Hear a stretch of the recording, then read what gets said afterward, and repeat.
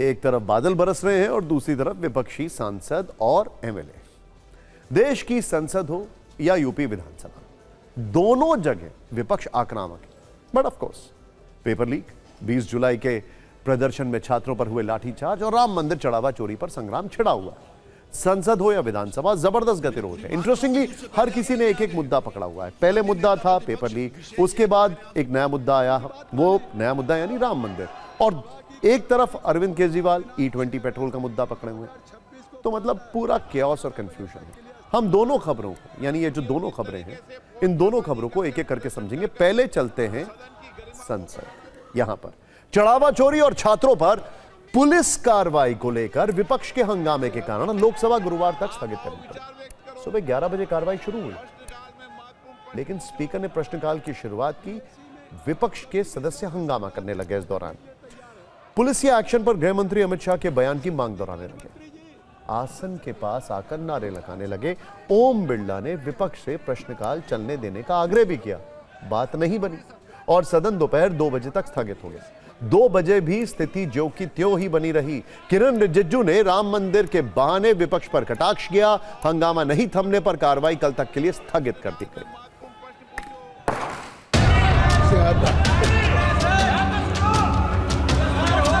नियोजित तरीके से पोस्टरबाजी करके प्रदर्शन कर सदन की गरिमा को घटाना चाहते हैं। आप लोकतांत्रिक तरीके से चर्चा करें।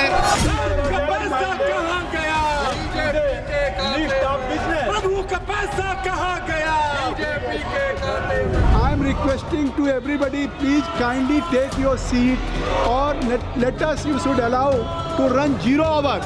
केसरी वेणुगोपाल संसदीय कार्य मंत्री अच्छा है, संसदीय कार्य मंत्री बोल रहे हैं। आदमी अच्छा है, मैं फिर से कहता हूँ अच्छा आदमी है, लेकिन अच्छा आदमी कोई फायदा नहीं है क्योंकि वो अपना सांसदों को समझा नहीं सकते। ये तीनों पार्टी भगवान राम का विरोधी है। तीनों ने हमेशा भगवान राम को विरोध किया है। The people who looted the donation of Ayodhya is now making allegation that Congress is Ram Virodhi or Samajwadi Party is Ram Virodhi. People will laugh on it. What we are asking for a discussion and action to be taken against those who have taken money from Ram Mandir donation. No, they have no answer for that. They are completely covering up the people who theft. देखिए, जो देश के बड़े बड़े political पंडित हैं वो क्या कह रहे हैं। उनका कहना यह है कि विपक्ष के लिए जरूरी क्या है, बिल तो वैसे भी पास हो रहे हैं। अब विपक्ष के लिए ये एक ऐसा मौका है संसद के इस मॉनसून सत्र के दौरान जब अपनी बात को रखें, सरकार को अपनी ताकत दिखाएं, और इसीलिए विपक्ष ये सब कर रहा है। उनके लिए पॉइंट स्कोरिंग का मौका ये पॉलिटिकल पंडित कह रहे हैं। खैर, संसद के अंदर ही नहीं बाहर भी माहौल वैसा ही दिखा जैसा आज कल रोज नजर आ रहा है। संसद परिसर में विपक्षी पार्टियों के सांसदों ने आज भी विरोध मार्च निकाला। विपक्ष ने सदन के बाहर भी छात्रों पर लाठीचार्ज को लेकर गृह मंत्री से जवाब मांगा। उनका सवाल है कि आखिर एक्शन का ऑर्डर किसने दिया। उनका दूसरा मुद्दा चढ़ावा चोरी है। वहीं सरकार का कहना है कि राहुल गांधी कभी राम मंदिर नहीं गए, आज राम के लिए घड़ियाली आंसू बहा रहे हैं।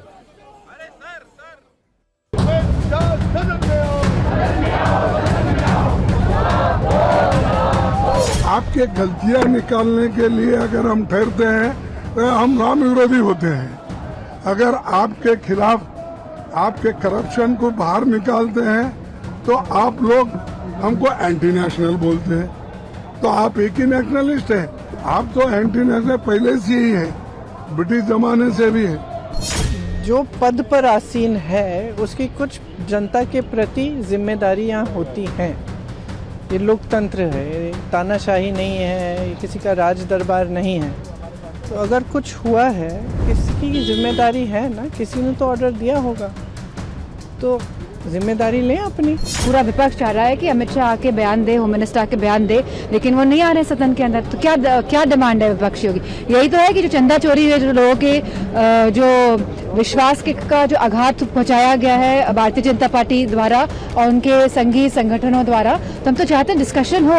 आज चोर चोरी के खिलाफ बोल रहा, आज वही लोग राम के पक्षधर हैं वही छात्र आंदोलन के। राहुल गांधी कभी गए नहीं और सपा कभी राम मंदिर नहीं गया, राहुल राम मंदिर नहीं गए। राम से घड़ियाली आंसू बहा रहा है। इंदिरा गांधी को लोग गूंगी गुड़िया कहते थे। ये हमारे गृह में गूंगा गुड्डा है, सदन में नहीं आते, बात नहीं रखते, अचानक कैसे गूंगे हो गए ये लोग। देखिए, संसद परिसर में प्रदर्शन के दौरान समाजवादी पार्टी के सांसद अलग लुक में दिखे। आप इसे उनका जेन जी लुक भी कह सकते हैं। समाजवादी पार्टी के सभी सांसद लाल रंग की कैप लगाकर संसद में पहुंचे थे। आमतौर पर वो लाल टोपी पहनते हैं और यही उनकी पहचान है, लेकिन आज समाजवादी पार्टी के सांसदों ने कैप लगा रखी। कैप पहनकर उन्होंने मार्च में हिस्सा लिया। टोपी बदली हुई है समाजवादी पार्टी की, कौन सा लुक है और क्यों? ये जेन ज़ी लुक है, थोड़ा स्टाइल चेंज करा आज हम लोगों ने। तो फिर जेनजी अप्रोच के साथ अपने अपनी कॉन्स्टिट्यूंसी में काम भी होना चाहिए, है ना? ये सभी सांसदों के लिए। संसद का मॉनसून सत्र तो चल ही रहा है। सरकार विशेष सत्र पर भी विचार कर रही है। 13 अगस्त को मॉनसून सत्र समाप्त होगा, लेकिन सूत्रों के मुताबिक इसके बाद सत्रावसान नहीं होगा। सत्र का विस्तार किया जा सकता है, क्योंकि परिसीमन बिल और महिला आरक्षण बिल पर सरकार स्पेशल पार्लियामेंट सेशन की तैयारी में है। सूत्र बता रहे हैं कि सरकार 15 अगस्त के बाद 3 दिन का विशेष सत्र बुलाना चाहती है, जिसके लिए कांग्रेस समेत पूरे विपक्ष को प्रस्ताव भी दिया गया है।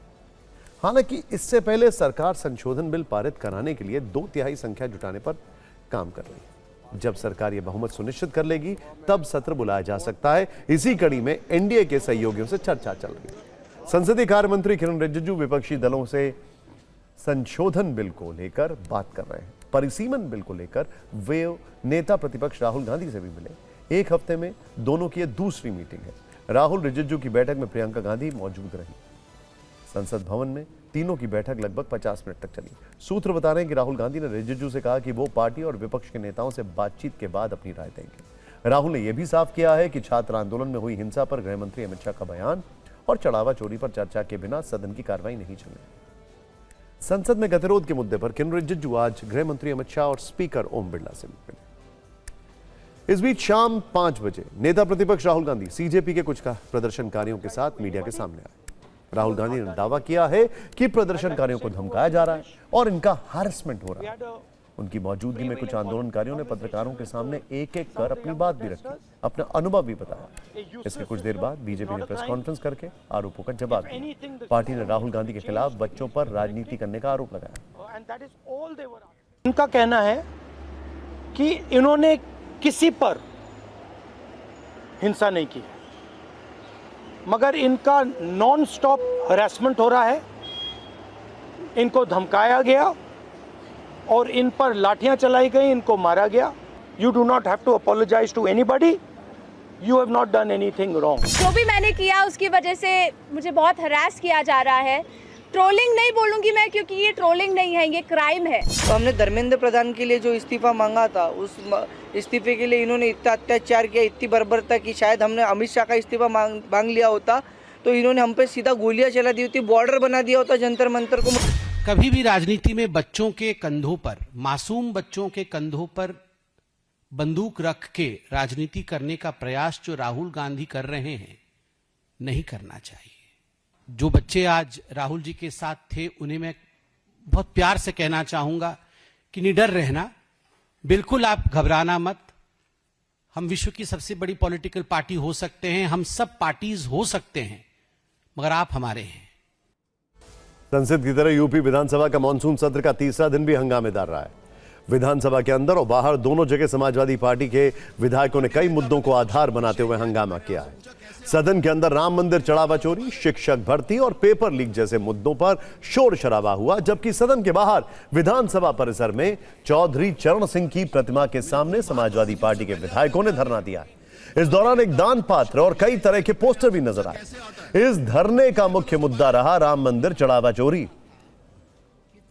विरोध की ये तस्वीरें आपको विस्तार से दिखाएंगे, लेकिन पहले विधानसभा के अंदर का आज का घटनाक्रम। जैसे ही आज का सत्र शुरू हुआ तो विपक्ष ने राम मंदिर चढ़ावा चोरी समेत कई मुद्दों पर हंगामा शुरू कर दिया। विपक्षी विधायकों की नारेबाजी और हंगामे के कारण सदन की कार्यवाही को पहले आधे घंटे के लिए और उसके बाद दोपहर तक के लिए स्थगित करना पड़ा। कार्रवाई दोबारा शुरू होने पर भी हंगामा जारी रहा, जिसके चलते सदन की कार्रवाई को अनिश्चितकाल तक के लिए स्थगित कर दिया गया। इससे पहले यूपी विधानसभा में हंगामे पर स्पीकर सतीश महाना ने सख्त नाराजगी जताई है। उन्होंने कहा कि कल सदन में जो हुआ है उससे मैं बहुत निराश हूं। मुझे पहली बार यह महसूस हुआ कि या तो हमारे प्रयास में कोई कमी रह गई या डॉक्टर अंबेडकर की बात सही है, कमी संविधान में नहीं बल्कि व्यक्तियों में होगी। मुझे गंभीरता से विचार करना पड़ेगा कि मैं इस कुर्सी के योग्य हूं या नहीं हूं। दरअसल कल समाजवादी पार्टी के विधायक सचिन यादव ने हंगामा किया था और बार बार स्पीकर के रोकने पर भी सचिन यादव जब नहीं रुके, इसके बाद सचिन यादव को पूरे सत्र से निलंबित कर दिया गया। कैसे आता है इतनी देर में तो सब आ गए। मेरी एक लंबी राजनीतिक पारी रही है जो कि अपने अंतिम चरण में, मैं फिर इस बात को रिपीट कर रहा हूं कि जो कि एक अंतिम चरण में है, परंतु मेरी यह आशा रही है, एक प्रयास रहा है कि अध्यक्ष के रूप में मैं से विधायक ने जो हमको दिया है उसका हम कुछ ऋण वापस कर सके। परंतु ऐसा लगता है कि हम अपने प्रयासों में विफल हैं। मुझे इस बात के लिए विचार करना पड़ेगा, गंभीरता के साथ विचार करना पड़ेगा कि मैं इस कुर्सी के योग्य हूं कि नहीं हूं, अथवा जो कुछ मैंने 4.5 वर्षों के अंतर्गत किया है वो उचित है कि अनुचित है। प्रश्न यह है कि सदन की कार्रवाई अनिश्चित काल के लिए स्थगित की जाए। जो माननीय सदस्य इसके पक्ष में हो कृपया हाँ कहें, जो माननीय सदस्य इसके विरोध में हो कृपया नहीं कहें। हाँ की संख्या अधिक है अतः प्रस्ताव स्वीकृत हुआ। एक इमोशनल अपील, एक बहुत सॉलिड इमोशनल, लेकिन इसका असर पड़ेगा ये इसको देखकर तो नहीं लगता है। अंदर के हंगामे के बाद अब बाहर की तस्वीरें देखिए। यूपी विधानसभा परिसर में आज भी समाजवादी पार्टी ने जबरदस्त प्रदर्शन किया है। इस प्रदर्शन में एक दान पात्र रखा भी नजर आया, मतलब जो हमने दिल्ली में देखा अब वो वहां पर लखनऊ में दिखाई दे रहा है। राम मंदिर चढ़ावा चोरी के मुद्दे पर हुए इस प्रदर्शन में समाजवादी पार्टी के विधायकों ने जमकर नारेबाजी की है। आज सदन के अनिश्चितकालीन स्थगन के बाद मुख्यमंत्री योगी आदित्यनाथ ने मीडिया को संबोधित करते हुए समाजवादी पार्टी के रवैये को अलोकतांत्रिक बताया और विपक्ष पर जमकर हमला बोला। उनके हमलों का जवाब समाजवादी पार्टी के अध्यक्ष अखिलेश यादव की तरफ से भी दिया गया।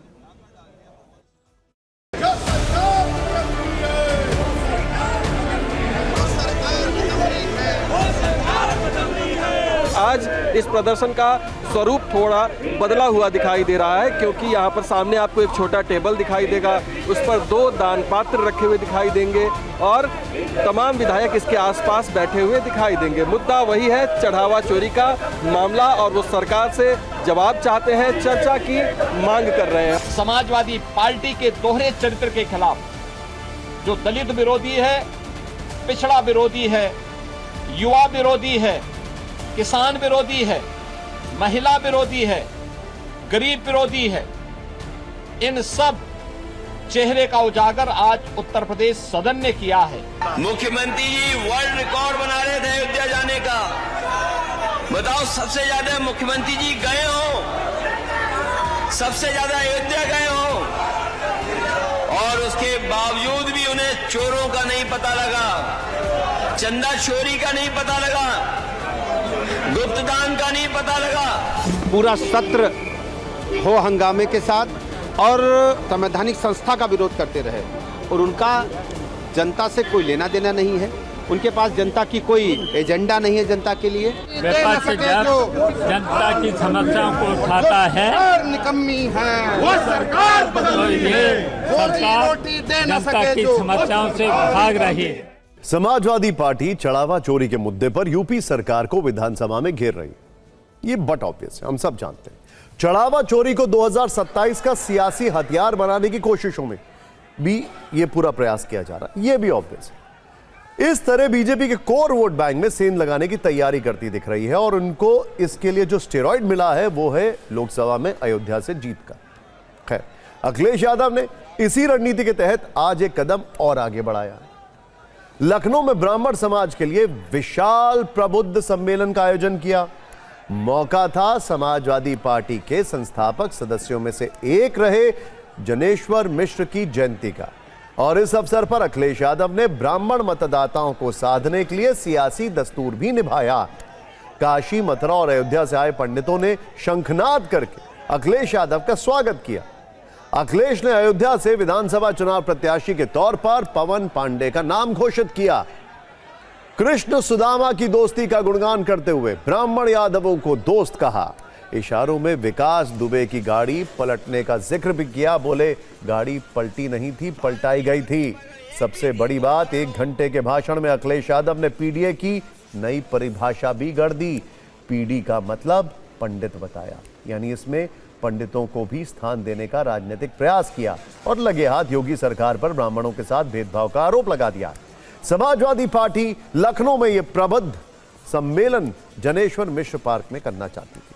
जब परमिशन नहीं मिली तो पार्टी मुख्यालय में ही कार्यक्रम का आयोजन किया गया। अब आप अखिलेश यादव की ये सारी बातें सुनिए, फिर ये भी समझेंगे कि ब्राह्मण यूपी की राजनीति में अचानक से इतने जरूरी क्यों हो गए। जब से पीडीए से वो लोग हारे हैं, तब से पीडीए की नई नई परिभाषा बना रहे हैं वो लोग। वो जान लें कि पीडीए में पीडी जो है वो पंडित का शॉर्ट फॉर्म है। याद होगा जब गाड़ी पलटाई गई थी और मैंने उस समय कहा था कि ये गाड़ी नहीं पलटाई गई है, सरकार ने अपनी सरकार पलटने से बचा ली है। ये हमें और हमारे साथियों को तो मार ही रहे थे,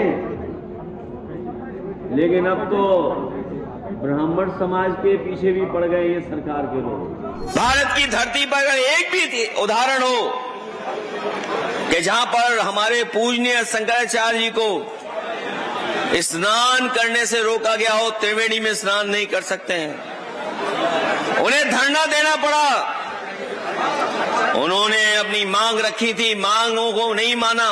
जो हमारा सबसे बड़ा आत्मसम्मान होता है, जो एक ब्राह्मण समाज के लिए सबसे प्रतिष्ठित चीज है, धार्मिक चीज है, उन बटकों के साथ कितना अपमान इस सरकार ने किया वो कोई भूल नहीं सकता है।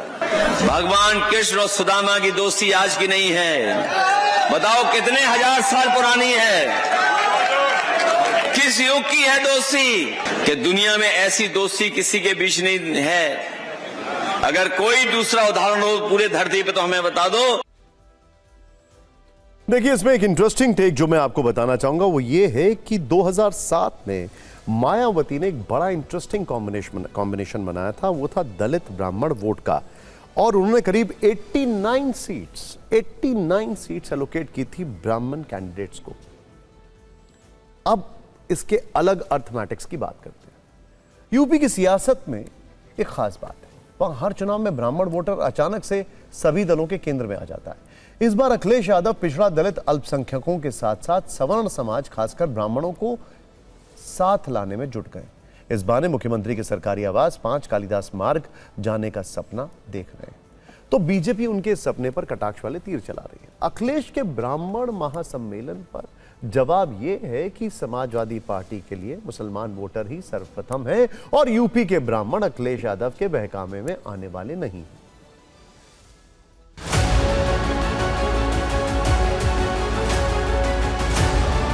समाजवादी पार्टी का, ब्राह्मण समाज का और सर्व समाज से कोई लेना देना नहीं है। ये हमेशा तुष्टिकरण की पॉलिटिक्स करते रहे हैं और कभी अगड़ा, कभी पिछड़ा, कभी पीडीए। ये मुस्लिम वोट बैंक के लिए काम करते हैं, इनका आम जनता से कोई लेना देना नहीं। आज कह रहे हैं कि पीडीए में पंडित भी शामिल। आपको पता है, कभी ये अगड़ा बोलते हैं पीडीए है, कभी पिछड़ा बोलते हैं, कभी अल्पसंख्यक बोलते हैं, इनका सर्व समाज से कोई लेना देना नहीं। हमारे जैसे लोग तो हतप्रभ हैं कि समाजवादी पार्टी को अचानक इतना ब्राह्मण प्रेम कहाँ से उमड़ आया है। और उनके दौर में भी ब्राह्मण था, जब मौका मिला था उत्तर प्रदेश की जनता ने उनको चुन के भेजा था तो किस कदर ब्राह्मणों का अपमान किया। किसी बहकावे में उत्तर प्रदेश का ब्राह्मण नहीं आने वाला है, समाजवादी पार्टी कितनों सम्मेलन कर ले। देखिए, बिल्कुल समाजवादी पार्टी सबको लेकर के चलती है, ब्राह्मण समाज को भी, पिछड़े वर्ग को, दलित लोगों को भी, सभी लोग समाजवादी पार्टी में। समाजवादी पार्टी के ऊपर समाज के किसी भी वर्ग को कोई एतबार नहीं है। समाजवादी पार्टी ने हमेशा नकारात्मक एजेंडे के साथ राजनीति की है और जनता समाजवादी पार्टी की असलियत को जानती है। अब आते हैं अपने मुख्य प्रश्न पर। यूपी में ब्राह्मण हर पार्टी के लिए जरूरी क्यों है? डेटा के के जरिए आपको बताने की कोशिश करते हैं। बाकी तो खैर फैक्ट्स अलग अलग होते हैं। उत्तर प्रदेश में करीब 14% ब्राह्मण वोटर हैं, एक ये फैक्ट है। 60 सीट पर इनकी आबादी निर्णायक है, ये भी एक फैक्ट है। जबकि 100 सीटों पर इनका अच्छा खासा प्रभाव है, यह भी एक फैक्ट है। अवध और पूर्वांचल के कई जिलों और विधानसभा क्षेत्रों में इनका प्रभाव 15% से भी अधिक है और कई जगहों पर इनकी आबादी कम भी है तो भी ये दूसरे समाज के वोटरों पर काफी प्रभाव रखते हैं। वैसे तो भारत में 1931 के बाद जातीय जनगणना नहीं हुई है, इसीलिए आधिकारिक रूप से यह नहीं कहा जा सकता है कि यूपी में ब्राह्मण की आबादी कितनी है, लेकिन ज्यादातर जो मीडिया रिपोर्ट्स हैं, ज्यादातर मीडिया रिपोर्ट्स में 14% ब्राह्मण आबादी माना जाता है। पिछले 2 विधानसभा चुनाव को देखें तो यही ब्राह्मण वोटर बीजेपी के साथ रहे। 2017 के विधानसभा चुनाव में लगभग 83% ब्राह्मण मतदाताओं ने बीजेपी गठबंधन का समर्थन किया। कुल 56 ब्राह्मण विधायक चुने गए, जिनमें 40 विधायक अकेले भारतीय जनता पार्टी के टिकट पर जीतकर विधानसभा पहुंचे। इसी चुनाव में बीजेपी ने प्रचंड बहुमत के साथ सरकार बनाई। 2022 के नतीजों को देखें तो ब्राह्मण मतदाता एक बार फिर से बीजेपी के साथ ही बने रहे। बीजेपी को 89% ब्राह्मणों का वोट मिला। बीजेपी के 46 ब्राह्मण कैंडिडेट चुनाव जीतकर विधानसभा पहुंचे और बीजेपी ने लगातार दूसरी बार उत्तर प्रदेश में सरकार बनाई। खैर, लेकिन 2027 के चुनाव से ठीक पहले विपक्ष की तरफ से कहा जा रहा है कि ब्राह्मण बीजेपी से नाराज है। विपक्ष का दावा है कि अब बीजेपी से उसका मोहभंग हो चुका है और इसकी वजह भी गिनाई जा रही है, जिसमें से एक वजह विश्वविद्यालय अनुदान आयोग यानी यूजीसी से जुड़ा विवाद। विपक्ष का दावा है कि इस मुद्दे ने शिक्षित सवर्ण वर्ग में असंतोष पैदा किया है। दूसरी वजहों में प्रशासनिक स्तर पर कथित उपेक्षा को बताया जा रहा है। विपक्ष आरोप लगाता रहा है कि थाना पोस्टिंग, प्रशासनिक निर्णयों और स्थानीय सत्ता संरचना में ब्राह्मण समाज की पहले जैसी भागीदारी नहीं रही है। खुशी दुबे का मामला और ब्राह्मण समाज के लोगों को की निर्मम हत्या से भी नाराजगी बढ़ी है। इसके अलावा शंकराचार्य का अपमान, बटुकों की चोटी खींचकर पिटाई के साथ ही प्रश्न पत्रों में ब्राह्मणों को लेकर पूछे गए विवादित सवाल ने भी नाराजगी बढ़ाई। घूसखोर पंडित फिल्म के भी ब्राह्मण समाज का एक बड़ा तबका नाराज रहा। हम आपको फिर से बता दें कि ये विपक्ष का कहना है। अखिलेश यादव इन्हीं सब बातों को आधार बनाकर ब्राह्मण वोटरों को अपने साथ जोड़ना चाहते हैं। इस बहाने वो 2012 का इतिहास दोहराने का सपना देख रहे हैं। तब क्या हुआ था ये भी याद रखना होगा। देखिए, 2012 की अगर बात की जाए तो विधानसभा चुनाव में समाजवादी पार्टी ने 45 ब्राह्मण उम्मीदवारों को टिकट दिया था, जिनमें से 21 चुनाव जीते थे। 2007 में मायावती ने 89 को टिकट दिया था। उस समय अखिलेश यादव की कैबिनेट में शुरुआत में 6 ब्राह्मण विधायक मंत्री बने। माता प्रसाद पांडे को स्पीकर बनाया गया। बाद में 2 और ब्राह्मणों को सरकार में शामिल किया गया। 2007 में मायावती ने दलित ब्राह्मण सोशल इंजीनियरिंग का एक अनूठा सफल सियासी प्रयोग किया। 86 या 89 ब्राह्मण प्रत्याशियों को टिकट दिया था, जिनमें से 41 चुनाव जीतकर विधानसभा पहुंचे थे। तब सरकार बनाते समय मायावती ने 7 ब्राह्मण नेताओं को अपने शुरुआती मंत्रिमंडल में जगह भी दी थी। बाद में बीएसपी ने दावा किया था कि सरकार के पूरे कार्यकाल के दौरान कुल 18 ब्राह्मण विधायकों को मंत्री बनाया गया, जबकि 35 अन्य नेताओं को विभिन्न संस्थानों में दर्जा प्राप्त मंत्री का पद दिया गया। यूपी की राजनीति में ब्राह्मणों की भागीदारी की बात करें तो राज्य में अब तक 6 ब्राह्मण मुख्यमंत्री बने और वो कुल 10 बार मुख्यमंत्री पद पर रहे। इनमें गोविंद बल्लभ पंत 2 बार सीएम बने रहे, सुचेता कृपलानी, कमलापति त्रिपाठी, हेमवती नंदन बहुगुणा 1 बार सीएम रहे, नारायण दत्त तिवारी 3 बार और श्रीपति मिश्र 1 बार मुख्यमंत्री रहे। दिलचस्प बात यह भी है कि ये सभी 6 ब्राह्मण मुख्यमंत्री कांग्रेस से थे, यानी आजादी के बाद लंबे समय तक उत्तर प्रदेश की राजनीति में कांग्रेस के दौर में ब्राह्मण नेतृत्व का दबदबा रहा। हालांकि 1989 के बाद उत्तर प्रदेश में आज तक कोई भी ब्राह्मण मुख्यमंत्री नहीं बना। यहां तक कि बीजेपी के 4 नेता यूपी में मुख्यमंत्री रहे, जिसमें 1 लोध, 1 वैश्य और 2 राजपूत समाज से सीएम बने। कुल मिलाकर यूपी में ब्राह्मण वोटों पर सभी पार्टियों की नजर है और वो इन्हें खींचने वाला चुंबक बनाना चाहती है। किसके सियासी चुंबक में कितनी शक्ति होगी, इस पर हमारी और आपकी तो नजर होगी ही। एक गलती की, अब यह गलती मासूम सी गलती है नहीं है, आप डिसाइड करें। खबर ध्यान से देखिएगा। आई एम श्योर एक बार में आप, वो कहते हैं ना हम लोग कई बार तस्वीरें दिखाते हैं तो ऑड वन आउट आप पकड़ लेते हैं।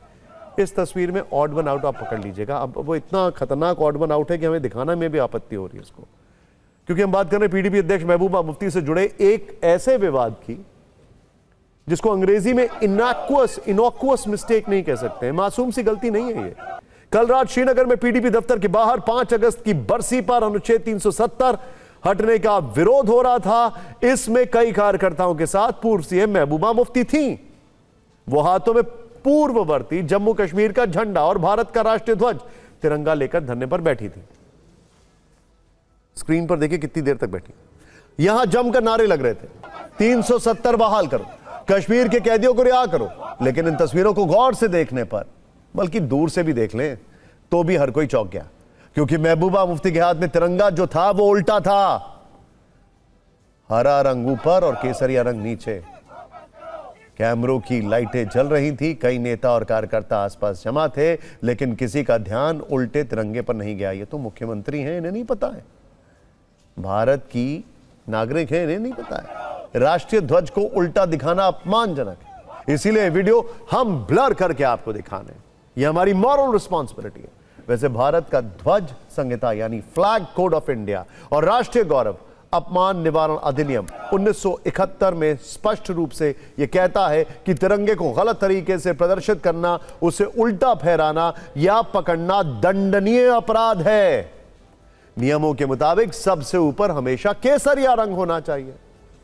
यह तो एक फर्स्ट या सेकंड क्लास का बच्चा भी बता देगा। बीच में सफेद पट्टी और 24 तीलियों वाला अशोक चक्र और सबसे नीचे हरा रंग।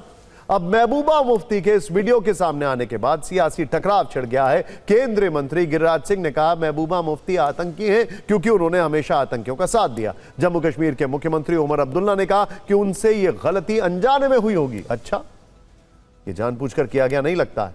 इस टकराव पर एक न्यूज रील आपको जरूर देखनी चाहिए।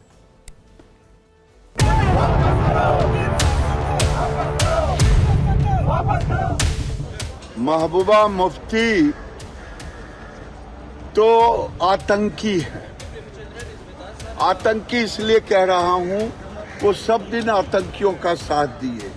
गलती हुई होगी, क्योंकि मैं तो ये मानने के लिए तैयार नहीं हूं कि कोई शख्स जो किसी रियासत का वज़ीर आला रहा हो वो जानबूझ के मुल्क के झंडे को उल्टा करके दिखाए। अगर वो ये अल्फाज दहशतगर्द का नाम महबूबा जी के नाम के साथ जोड़ते हैं या उनको टेररिस्ट कहेंगे, तो I think it's a reflection of their mindset that how they look on Muslims and Kashmiri. Mehbooba ji ने सबसे पहले जब तिरंगा उठाया, जब शुरू में उनने पकड़ा तो बिल्कुल सही था, और उसके बाद प्रोटेस्ट में धक्के लगते हैं, और प्रोटेस्ट ऐसा चीज़ होता है आपको नज़र नहीं होती है, तो it's not a deliberate thing. उनको पूछिए महबूबा जी, आप तो कहती थी कि कंधे इस तिरंगे को उठाने वाला कोई नहीं होगा। चलो आज सीधा उठाया, उल्टा उठाया, लेकिन देश का तिरंगा जो उठाया, हम तो हमेशा तिरंगे का सम्मान करते हैं। ये वही महबूबा मुफ्ती हैं जिन्होंने साल 2020 में कहा था कि वो नेशनल फ्लैग तब तक होस्ट नहीं करेंगी, वो national flag, Indian try colour national flag तब तक होस्ट नहीं करेंगी जब तक जम्मू कश्मीर का जो फ्लैग है वो नहीं आ जाता है, यानी जम्मू कश्मीर के फ्लैग को रिस्टोर नहीं किया जाता। सवाल केवल इतना नहीं है कि गलती जानबूझकर हुई या अनजाने में हुई, सवाल यह भी है कि सार्वजनिक जीवन में लंबे समय तक संवेदनशील और संवैधानिक जिम्मेदारियां निभा चुके किसी भी नेता से अपेक्षा का स्तर क्या होना चाहिए। तिरंगे के सम्मान से जुड़े मामले में नियत महत्वपूर्ण है। अपमान जानबूझकर हुआ या गलती से, इसका जवाब मायने रखता है। एक बड़ा पहलू यह भी है कि कानून की कसौटी क्या सभी के लिए एक जैसी है। यह गलती किसी आम नागरिक से होती तो क्या उसे भी इसी सहजता से भूल मान लिया जाता। पॉलिटिकल फाइल में हमारी अगली खबर का कोड वर्ड है गूंगी गुड़िया। इस शब्द पर महाराष्ट्र की राजनीति में तूफान खड़ा हो गया है।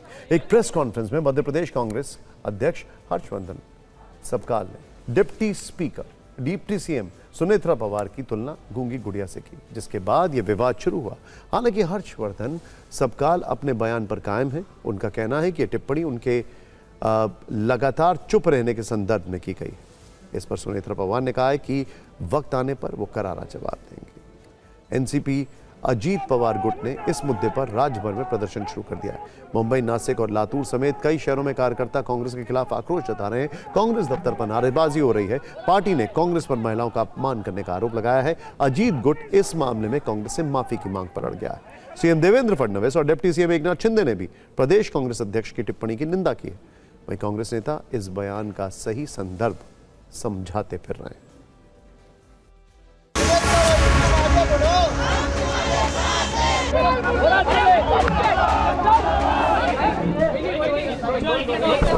उनका अस्तित्व दिखाने के लिए एक इस मौके को वो कहीं ना कहीं इस्तेमाल कर रहे हैं और बात का पतंगड़ बनाने वाला ये कहानी है।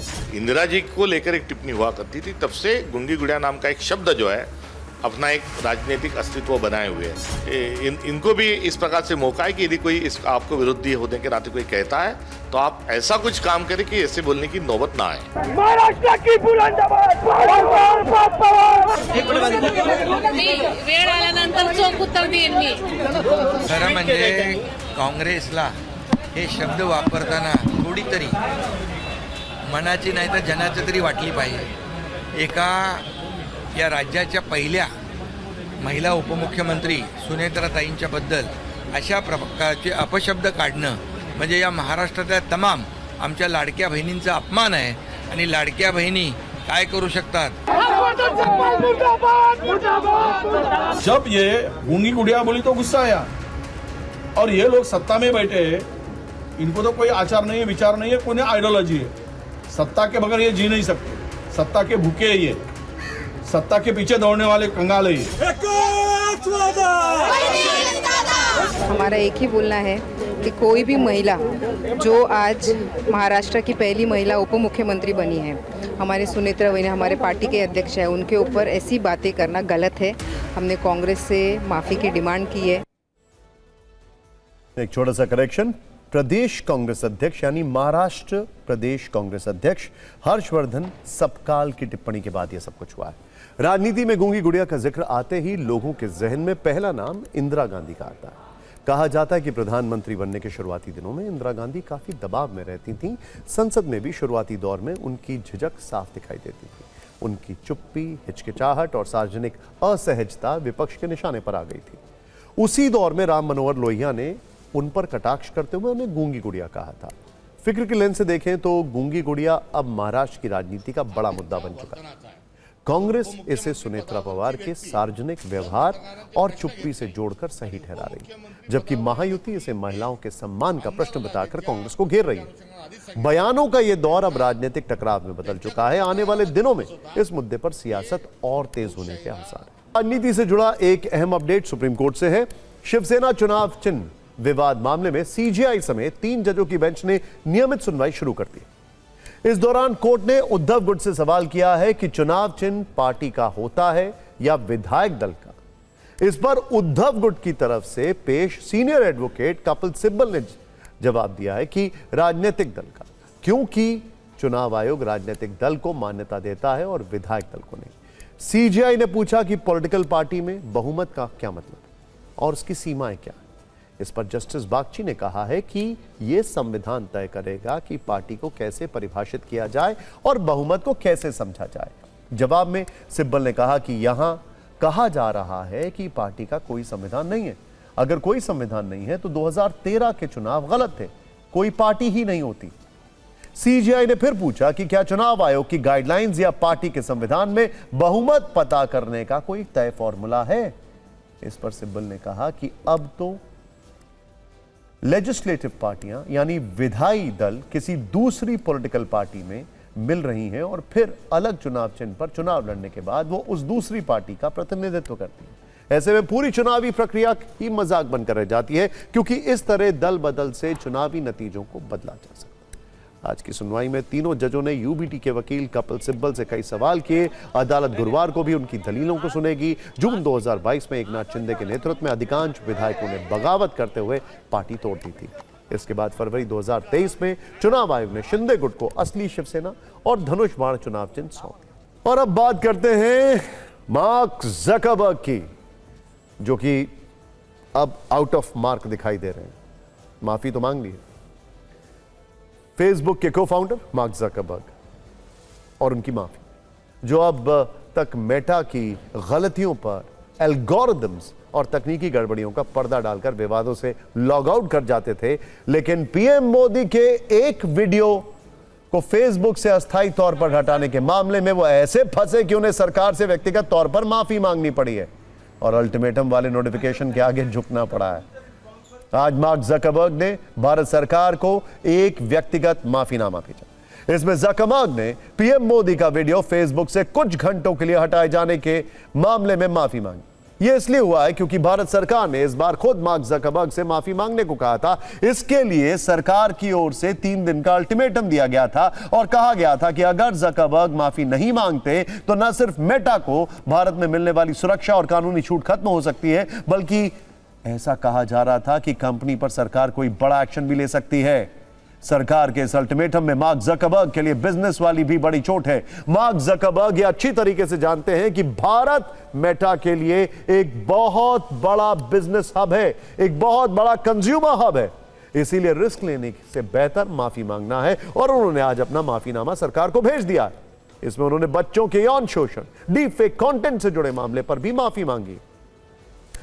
अब आपको हम यह भी बताते हैं कि आखिर भारत सरकार मेटा से इतनी नाराज क्यों थी कि उसने 3 दिन का अल्टीमेटम दे दिया था कि या तो जकरबर्ग माफी मांगे या फिर एक्शन के लिए तैयार रहें। देखिए, इसकी जड़ में था प्रधानमंत्री मोदी का एक वीडियो जो उन्होंने छात्र आंदोलन के वक्त 23 जुलाई को पोस्ट किया था।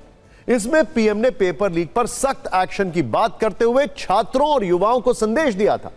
लेकिन 28 जुलाई को कुछ घंटे के लिए यह वीडियो फेसबुक से हट गया और बाद में वापस आ गया। क्यों?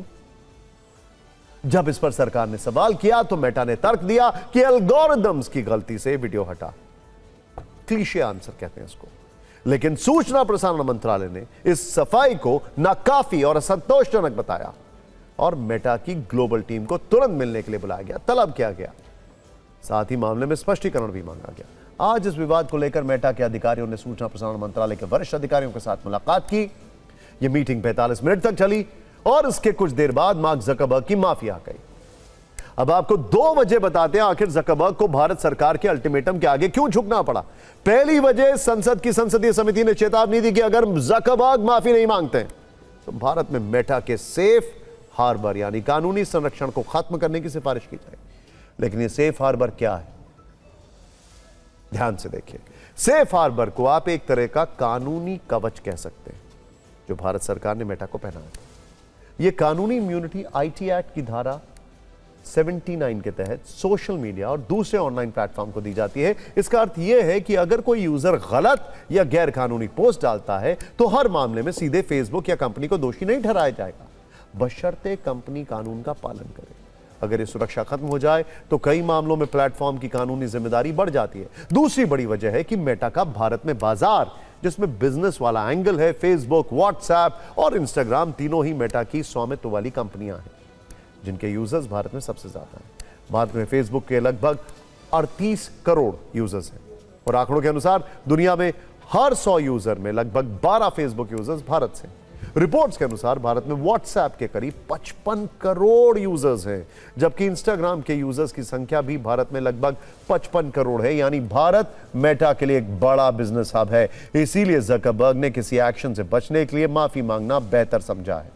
अब आपको फेसबुक की मनमानी के फ्लैशबैक में लेकर चलते हैं, जब जकरबर्ग के अधिकारियों ने एक सॉरी बोलकर एल्गोरिदम के पीछे छिपने की कोशिश की थी। साल 2016 जब 8 सितंबर को नॉर्वे के बड़े अखबार आफ्टनपोस्टन के पहले पन्ने पर एक ओपन लेटर छपा। यह लेटर जकरबर्ग के नाम था, जिसमें अखबार के एडिटर ने लिखा था कि उन्हें डर है दुनिया का सबसे बड़ा सोशल मीडिया प्लेटफॉर्म अभिव्यक्ति की आज़ादी बढ़ाने के बजाय उसे खत्म करने में लगा है। उस खुले खत की वजह फेसबुक की एक बड़ी गलती थी जब फेसबुक ने वियतनाम युद्ध की एक मशहूर तस्वीर को हटा दिया था और यह वो तस्वीर थी जिसे पुलित्जर पुरस्कार मिला था। वो तस्वीर 8 जून 1972 को वियतनाम युद्ध के दौरान खींची गई थी, जिसमें 9 साल की किम फुक नाम की बच्ची बिना कपड़ों के सड़क पर दौड़ती दिख रही थी, जिसका शरीर नेपाम बम की वजह से बुरी तरह जल गया था। तस्वीर को निक उट नाम के फोटोग्राफर ने खींचा था। इसके लिए उन्हें पुलित्जर पुरस्कार मिला था। लेकिन तब फेसबुक के एल्गोरिदम्स ने उसे न्यूडिटी पॉलिसी का उल्लंघन मानते हुए डिलीट कर दिया था। इसे लेकर फेसबुक की तकनीकी तानाशाही की बहुत आलोचना हुई थी। लोगों का कहना था कि यह तस्वीर अश्लील नहीं बल्कि युद्ध के क्रूर इतिहास का सबूत है और इसे हटाने का मतलब है इतिहास को छिपाने जैसा। विरोध को देखते हुए तब फेसबुक ने माना था कि उससे गलती हुई है और सब एल्गोरिदम्स की गड़बड़ी से हुआ है। एल्गोरिदम्स एक बड़ा इसका स्टैंडर्ड जवाब होता है। अब 2026 में भी ऐसा ही हुआ है। वो भी तब जब पीएम का वीडियो सिर्फ एक संदेश था, उसमें ऐसा कुछ भी नहीं था जिसे आपत्तिजनक कहा जा सके। इसीलिए मेटा का एल्गोरिदम का बहाना इस बार नहीं चला। वैसे जकरबर्ग ने फेसबुक के शुरुआती दिनों में एक बात कही थी, move fast and break things, लेकिन जकरबर्ग भूल गए कि तेज चलने के साथ अरबों यूजर्स के लिए उनकी जवाबदेही भी बनती है। कंपनियां अक्सर एल्गोरिदम्स को ऐसे पेश करती हैं जैसे वो अपने आप फैसले लेने वाली कोई अदृश्य ताकत हो, जबकि सच ये है कि एल्गोरिदम के पीछे कोड होता है, कोड के पीछे कंपनी होती है और कंपनी के पीछे उसके संस्थापकों की सोच, प्राथमिकताएं और कारोबारी हित होते हैं। इसीलिए कहना कि फैसला एल्गोरिदम से लिया दरअसल जवाबदेही से बचने का सुविधाजनक रास्ता है। एल्गोरिदम्स इंसान बनाते हैं, इंसान ही उसे ट्रेन करते हैं, नियम तय करते हैं और जरूरत पड़ने पर बदलते भी हैं। इसीलिए मेटा जैसी दुनिया की सबसे प्रभावशाली कंपनी किसी भी विवाद में केवल एल्गोरिदम्स के नाम पर पर्ची फाड़कर जिम्मेदारी से नहीं बच सकती। और सबसे बड़ी बात तो यह है कि मार्क जकरबर्ग अब तक करीब 10 से 12 बार माफी मांग चुके हैं अलग अलग इश्यूज में दुनिया भर में। शुरुआत 2003 से हुई थी, तो लोग तो सवाल पूछ रहे हैं कि क्या ये रिपीट ऑफेंडर है।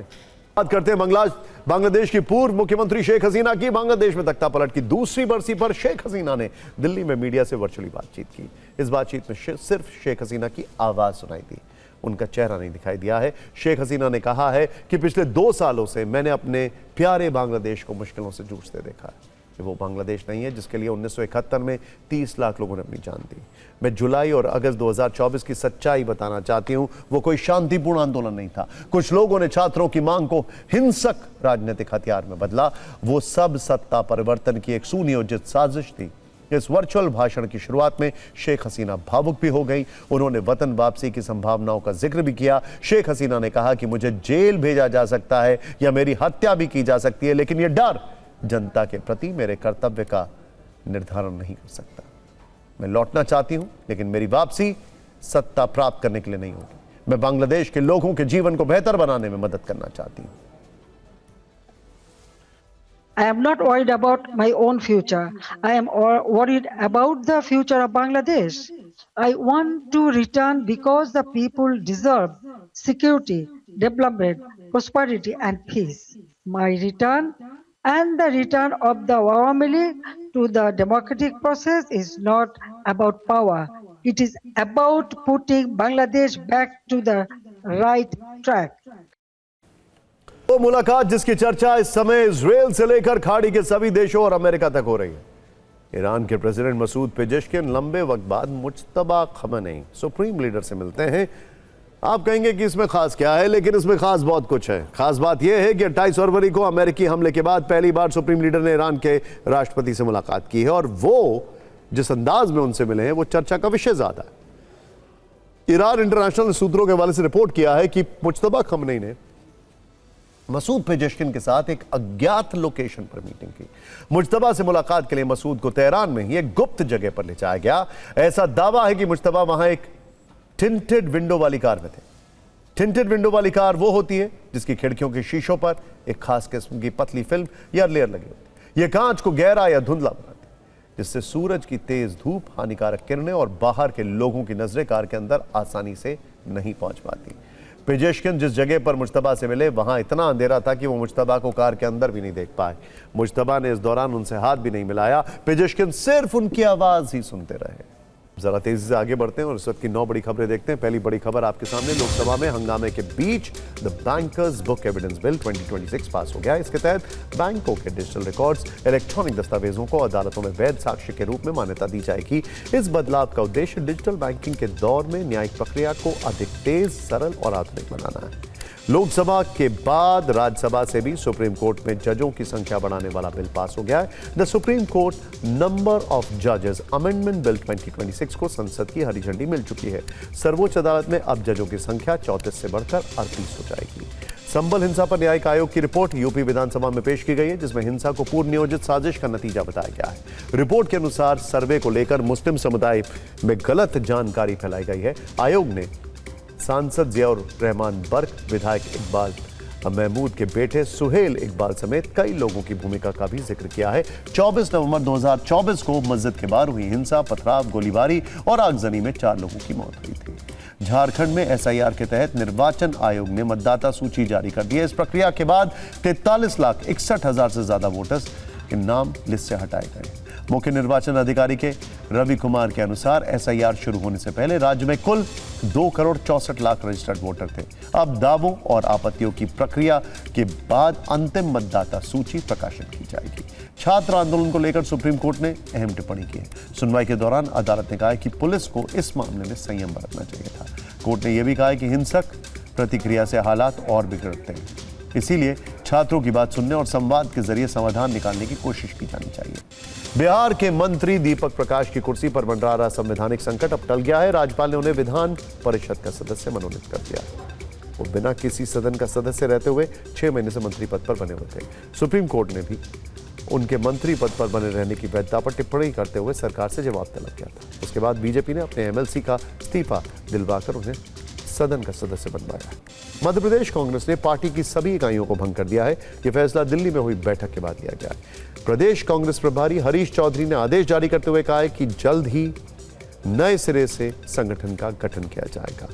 केंद्रीय गृह सचिव गोविंद मोहन और कैबिनेट सचिव टीवी सोमनाथन का कार्यकाल 1 साल और बढ़ा दिया गया है। आज कैबिनेट की नियुक्ति समिति ने दोनों अधिकारियों के कार्यकाल विस्तार को मंजूरी दी, यानी दोनों 1 और वर्ष तक अपने पदों पर बने रहेंगे।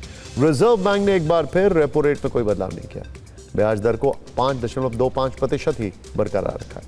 इसका मतलब यह है कि ना तो लोन महंगे होंगे और ना ही आपकी ईएमआई पड़ेगी।